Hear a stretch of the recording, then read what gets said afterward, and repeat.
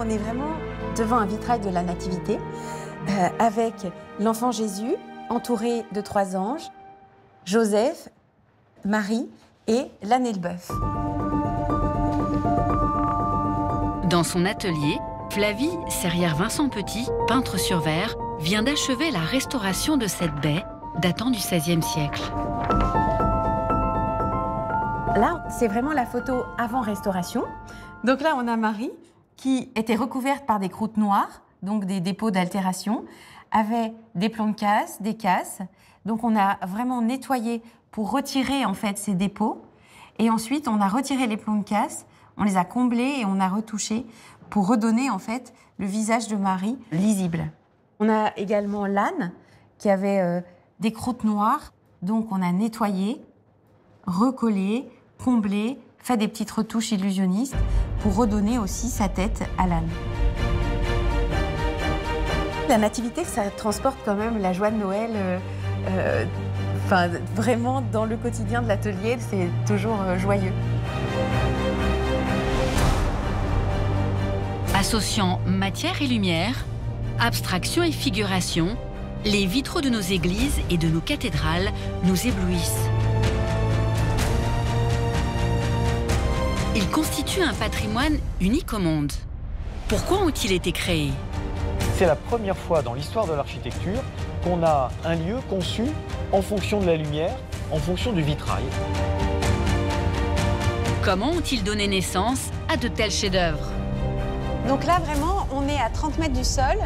On s'émerveille toujours autant, en fait, d'être au plus près, comme ça, d'une rose, d'être au cœur de la rose. Le vitrail évolue comme la peinture jusqu'à la Renaissance. Mais il disparaît à l'époque baroque. Au XXe siècle, les artistes contemporains s'emparent de l'art du vitrail pour illuminer nos églises. Le vitrail colore l'atmosphère de l'édifice dans lequel on pénètre. Il peut aider par là à la méditation et à la prière. De Strasbourg, en passant par la basilique de Saint-Denis, les cathédrales de Chartres et de Nevers, jusqu'à la Sainte-Chapelle de Paris, nous vous proposons un merveilleux voyage à travers la lumière pour comprendre comment cet art nous a permis, au fil des siècles, de nous rapprocher du divin.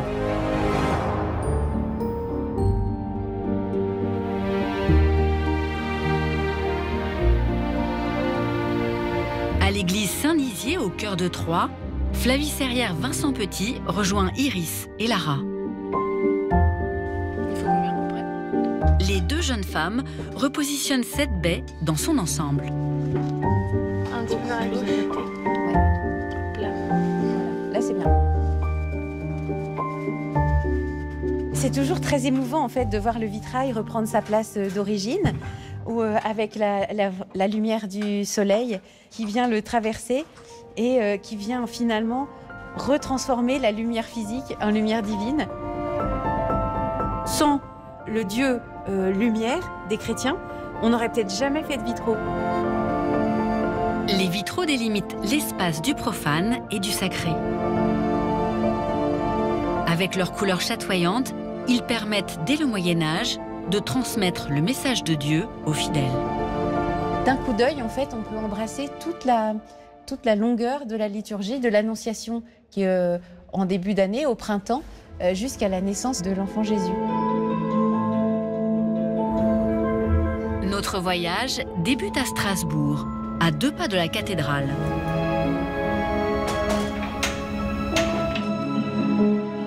Au musée de l'œuvre Notre-Dame, nous partons sur la trace des premiers vitraux.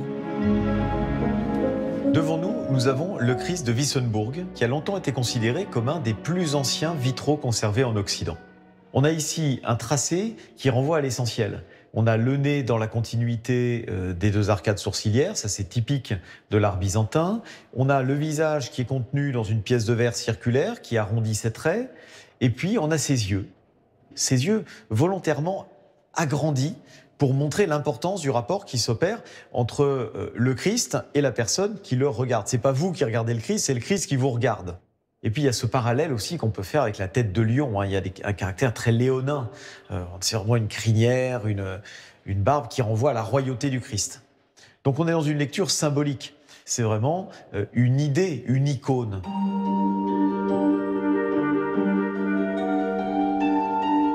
Avec le Christ de Wissembourg, on a quand même un véritable résumé des débuts de l'art roman. On a l'idée que le vitrail devient support d'image et n'est plus seulement là pour tamiser finalement la lumière extérieure. Jusqu'au XIe siècle, les églises romanes possèdent de petites ouvertures. Le nombre et l'ampleur des fenêtres est limité. Les églises sont très sombres. La lumière reste à l'extérieur. Dans les églises gothiques, avec l'invention des voûtes à croisées d'ogives, les édifices s'élèvent et les murs peuvent être percés de grandes baies. La lumière devient suffisamment abondante pour que les peintres verriers puissent la colorer par des vitraux. Ces grandes ouvertures et les vitraux caractérisent l'architecture gothique.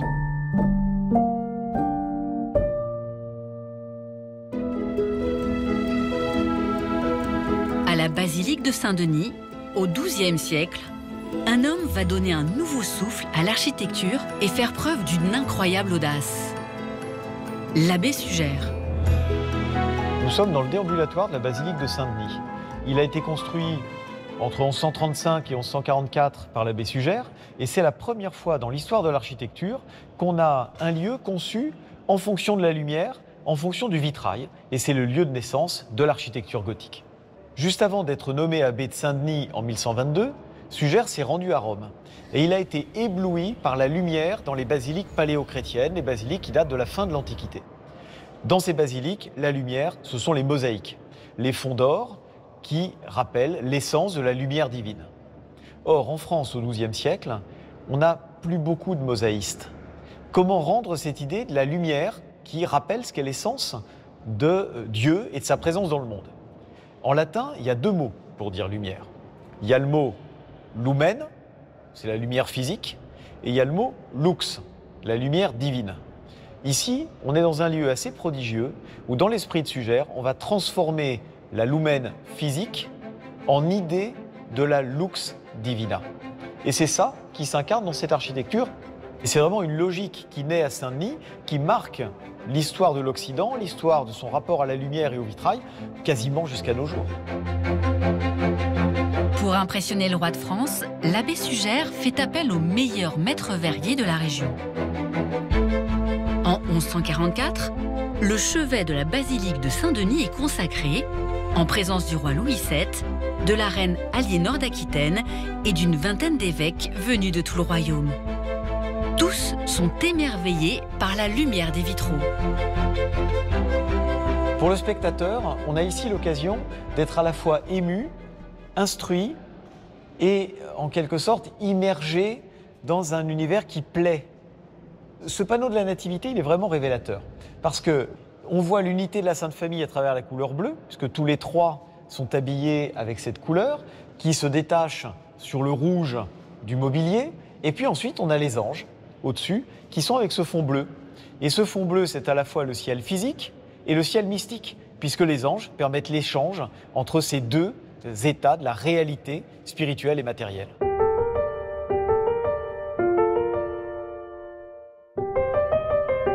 Le vitrail, à partir de Saint-Denis, acquiert une dimension symbolique très forte. La preuve en est, Sugère emploie comme terme, quand il en parle, celui de pierres précieuses. Et les pierres précieuses, c'est ce qui orne la Jérusalem céleste dans l'Apocalypse.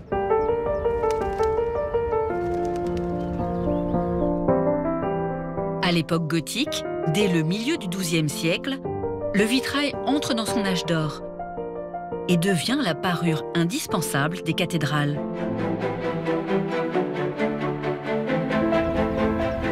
Notre voyage se poursuit à la cathédrale de Chartres, l'un des plus beaux joyaux de l'art médiéval. À l'intérieur, une véritable symphonie de lumière. Cette cathédrale, elle est exceptionnelle parce qu'elle a conservé le plus grand nombre de verrières du Moyen-Âge. On a 176 verrières pour 2600 mètres carrés au total, qui datent toutes du milieu du XIIIe siècle, entre 1225 et 1240. En 1194, la cathédrale romane prend feu. Et elle est reconstruite en gothique jusqu'en 1221, année de la consécration du chœur. On a conservé l'ensemble de la vitrerie qui est venue achever la reconstruction de cet édifice. Et on a la chance d'avoir retrouvé les enduits de l'époque. On a donc une immersion complète dans l'univers lumineux et chromatique de ce qu'était une cathédrale du milieu du XIIIe siècle. On a donc les vitraux avec des couleurs essentiellement basées sur le bleu et sur le rouge, qui jouent avec l'ocre. On est vraiment dans un édifice d'où émane la lumière, y compris à l'intérieur. Et c'est ça le véritable esprit de la construction gothique.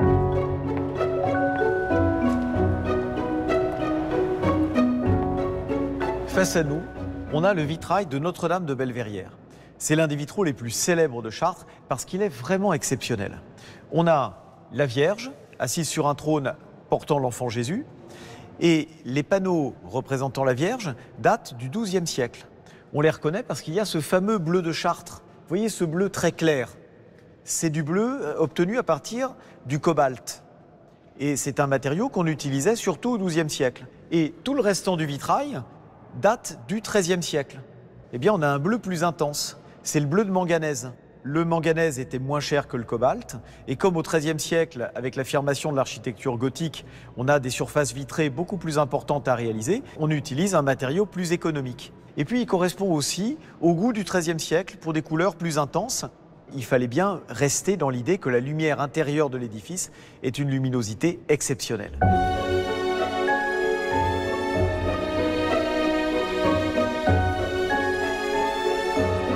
Derrière nous, on a la façade occidentale de la cathédrale de Chartres avec des verrières qui permettent vraiment de résumer tous les types de vitraux qui sont employés au XIIe et au XIIIe siècle.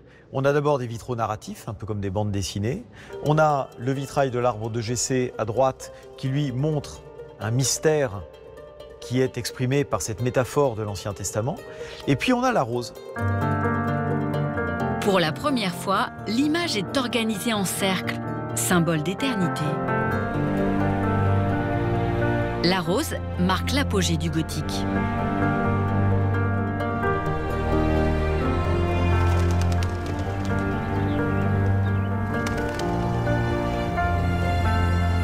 À l'abbatiale Saint-Ouen de Rouen, l'un des joyaux du gothique rayonnant aux dimensions imposantes, Flavie et son équipe terminent un chantier exceptionnel.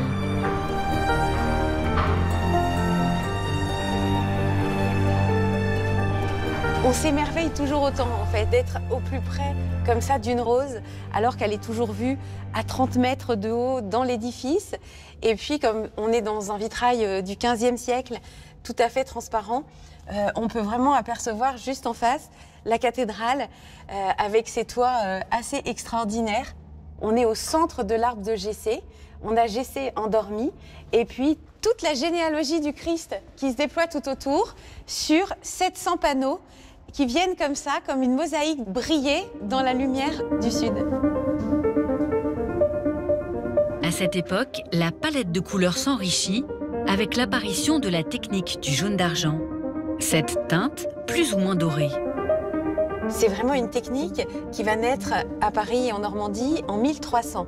Donc sous Philippe le Bel, les arts sont florissants et on découvre ce nouveau matériau qui permet en fait de mettre deux couleurs sur une pièce de verre mais sans mettre de plomb. Avant, pour passer du rouge au jaune, il fallait mettre un plomb. Et ici, sur cette pièce, on a du brun et du jaune. Ou sur le visage, on va avoir des cheveux qui ne sont pas jaunes, mais alors juste une petite variation jaune pour faire comme une ombre. On va pouvoir ponctuer différemment, faire une auréole sur la même pièce que le visage. Et on va avoir des pièces comme ça assez grandes qui viennent finalement transformer la lumière très doucement avec ces variations de jaune et puis cette douce lumière dorée qui va chauffer les pierres.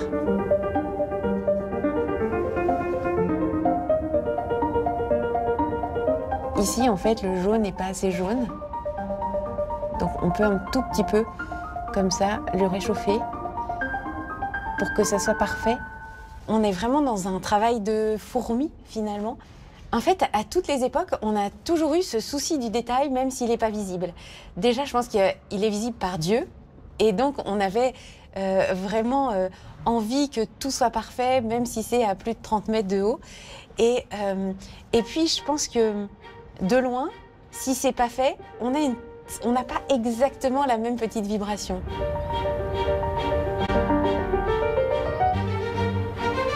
À l'apogée du gothique, les architectes intègrent le vitrail dans la construction des édifices religieux.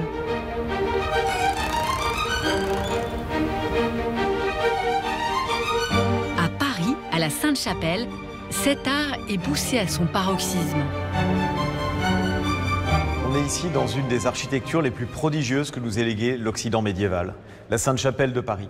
À cause de ces vitraux, les murs ont quasiment disparu. On est vraiment face à une cage de verre avec ses 15 verrières de 15 mètres de haut, certaines font près de 5 mètres de large. C'est l'art gothique rayonnant.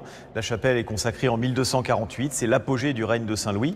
Et Saint-Louis construit cet écrin comme un reliquaire géant pour les reliques de la Passion du Christ, qu'il installe ici, au-dessus de l'autel, et qui fait de Paris un des grands centres de la dévotion, justement, de l'Occident médiéval. Saint-Louis prévoit le financement de l'entretien du vitrail. Il oblige le clergé qui dessert la Sainte-Chapelle d'accorder une partie de ses revenus à l'entretien du vitrail. Que je sache, dans une charte royale, c'est unique en son genre.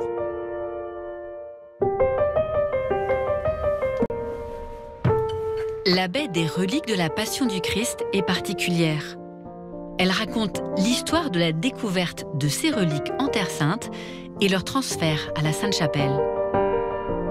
C'est l'une des rares fois où un roi de France se fait représenter dans une verrière. On voit Saint-Louis qui porte cette couronne d'épines, on voit bien cette couronne verte, avec un édifice entouré d'eau qui pourrait évoquer l'île de la Cité.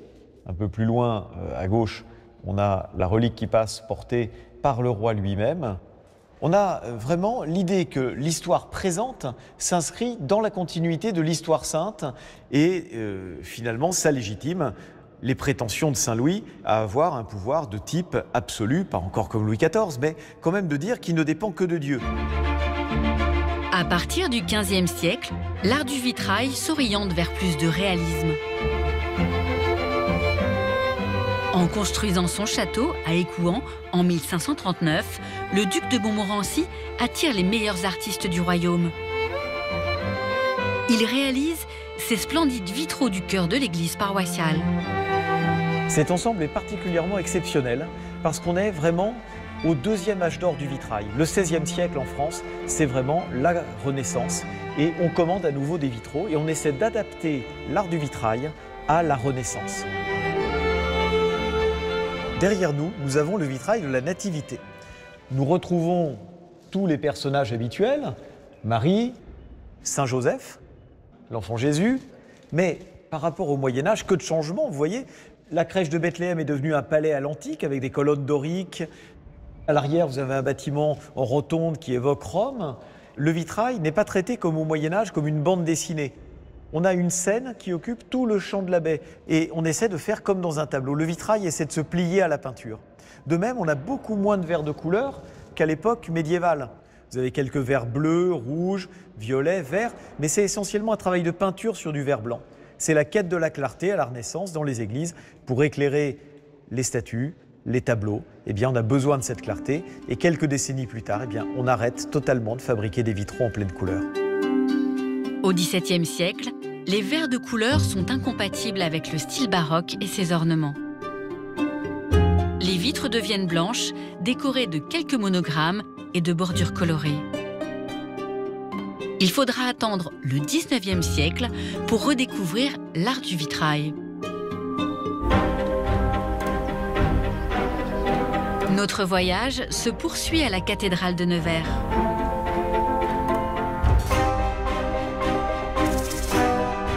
Par la lumière, la magie des couleurs, les reflets sur la pierre, le XXe siècle rencontre le Moyen-Âge.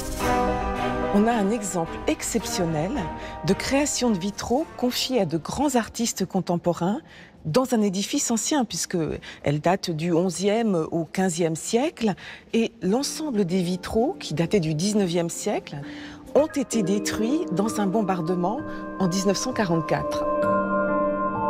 L'explosion souffle toutes les verrières. La cathédrale est reconstruite à l'identique. Mais l'État fait appel à une équipe d'artistes contemporains pour les vitraux. Les chantiers de restauration de la cathédrale de Nevers commencent au milieu des années 70 et s'achèvent avec l'inauguration en 2011. C'est un chantier colossal, 1052 mètres carrés de vitraux, 130 baies. 5 artistes participent à ce chantier. Parmi eux, Claude Viala. Il diffracte la lumière avec ses motifs à osselets. Il rappelle ainsi le thème des pierres précieuses de la Jérusalem céleste. Dans le chœur, Jean-Michel Alberola utilise un langage figuratif très contemporain. L'artiste multiplie les jeux de collage et de lumière et nous plonge dans un univers de couleurs d'une intensité sans égale. Ce vitrail représente le couronnement de la Vierge avec Marie au centre, la couronne portée au-dessus de sa tête par son fils. Elle est entourée de 2 mains géantes, les mains de Dieu. Dans la chapelle suivante, consacrée au mystère joyeux, sur cette baie, seuls quelques éléments suggèrent la nativité. Le joug contre joug, inspiré des icônes, de l'icône de la Vierge de tendresse, de Marie qui tient l'enfant contre elle, et en bas, 2 éléments qui suggèrent le bœuf et l'âne. Le tout est parsemé de ces petits cabochons blancs qui rythment les verrières et qu'Alberola a repris des vitraux anciens. Et le contraste est donné entre ce fond d'atmosphère céleste, en quelque sorte, et les teintes de carnation, de chair un peu brune, teinte terrestre, de l'incarnation de ce divin qui vient prendre chair sur cette terre.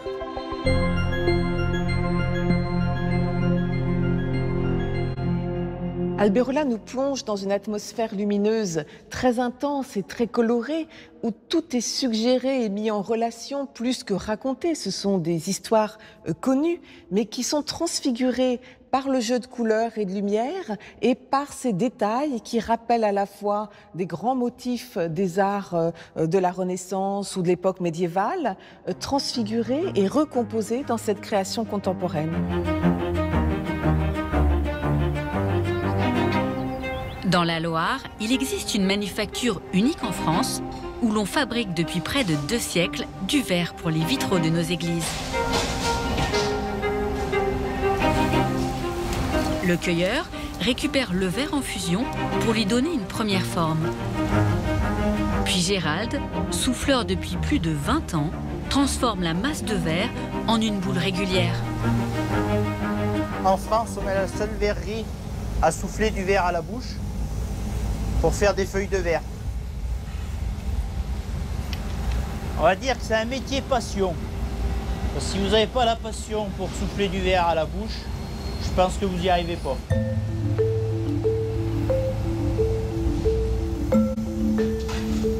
Là, je suis en train de réchauffer ma masse de verre pour pouvoir réaliser mon manchon. Donc, le manchon doit être le plus régulier possible, autant en épaisseur que dans son diamètre. De pouvoir faire un métier comme ça qui est unique, c'est extraordinaire. À chaque mouvement de balancier, le manchon s'allonge. Le verre est alors parfaitement lisse et sans défaut. Ce qui est assez incroyable et même émouvant, c'est de voir la continuité dans les gestes. On a, depuis le Moyen-Âge, finalement, les mêmes pratiques qui se perpétuent. On peut comme ça avoir une unité dans les édifices entre des vitraux qui ont 800 ans et des vitraux qui sont faits aujourd'hui. Les manchons de verre sont fondus avec une pointe de métal en fusion. Une étape essentielle pour permettre leur ultime transformation.